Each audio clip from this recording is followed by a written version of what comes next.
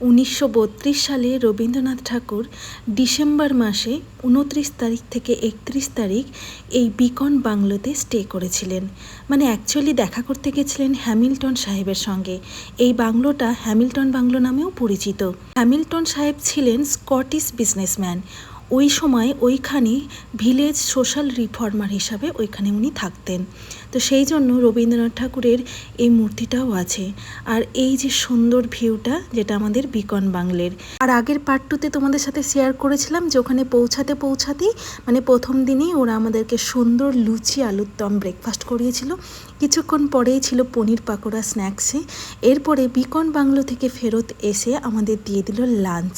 আর প্রথম দিনেই ছিল দই ইলিশ, গলদা চিংড়ি, ইলিশ মাছের মাথা দিয়ে কচুর শাক, আর ডাল, আর করলা আলু ভাজা। তো ভরপেট লাঞ্চ করে মানে একটু জিরিয়ে উঠতে না উঠতেই ওরা আবার আমাদের একটা করে ফ্রুটস মানে পেয়ারা দিয়েছিল। পেয়ারার কোয়ালিটিটাও কিন্তু বেশ ভালো ছিল। তারপরে 3টে সাড়ে 3টে নাগাদ ওরা আমাদেরকে ওদের কটেজে নিয়ে গেছিলো। আর আমাদের কটেজটা কিন্তু বেশ ভালো ছিল। আর সন্ধেবেলা আবার নক করতে শুরু করলো যে এখন হবে ঝুমুর নাচ, আর সঙ্গে থাকবে ইভিনিং স্ন্যাক্সে চা আর চিকেন পকোড়া। চাটা তবে লিকার চা ছিল। সারা দিনটা ভীষণ এনজয় করেছি। সন্ধ্যাবেলার ঝুমুর নাচটাতে তো আমাদের এক্সাইটমেন্ট আরও বাড়িয়ে তুলেছিল। রাত্রে ডিনারে ছিল মাটন। চলো আরও ভিডিও আসছে কিন্তু, একটু সাপোর্ট করো, ভালোবাসা দিও।